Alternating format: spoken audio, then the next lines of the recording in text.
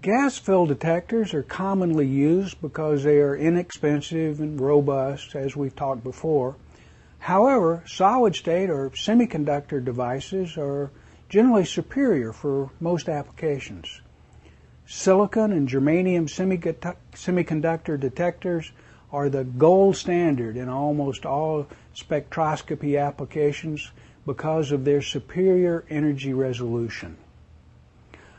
I pointed out the similarities between gas detectors and semiconductor detectors, namely that ionization of the detector material create positive and negative charge carriers, that drift and transport and collection of these charge carriers is due to an external electric field, and that induction of signal during the charge collection is due to the motion of the charge carriers. There are, of course, also significant differences. Solid-state counters have higher density, therefore higher DEDX, stopping powers. You will get more ionizations per unit travel in solid matter.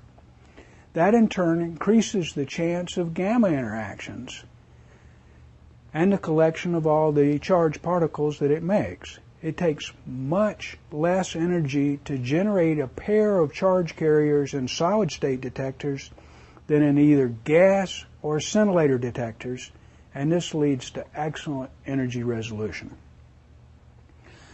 Because the number of charge carriers is more or less a Poisson distribution, the variance of the pulse will go as the square root of the number of carriers.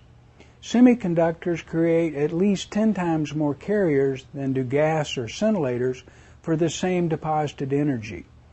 The higher mobility of charge carriers and solid-state detectors of both types of charge carriers are fast. This leads to superb timing characteristics.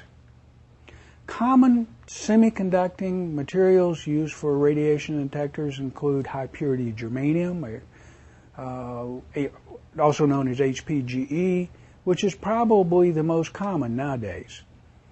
Jellies, pronounced jelly, were used before high-purity germanium detectors were developed, but they required that the detector be kept at liquid nitrogen temperatures at all times. Sillies, this is pronounced silly, are based on silicon as the semiconductor and are widely used for X-ray work. Cad telluride, Cad zinc telluride, and mercuric iodide detectors are also available, but still in a developmental stage. For those interested in detector material development, these are still exciting to work with because there are new discoveries every year or two.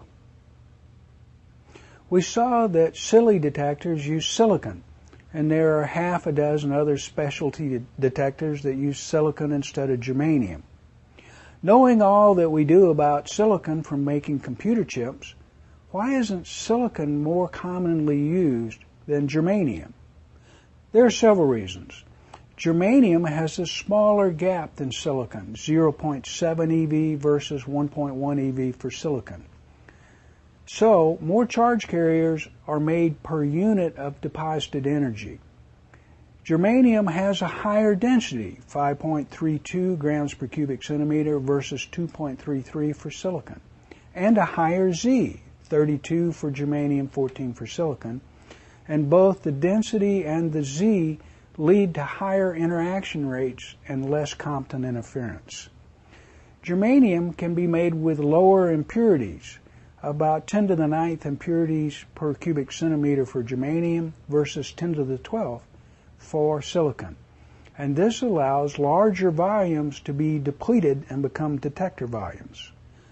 One reason that silicon has more impurities is that it has a higher melting temperature than germanium, 1414 degrees C for silicon versus 938 for germanium.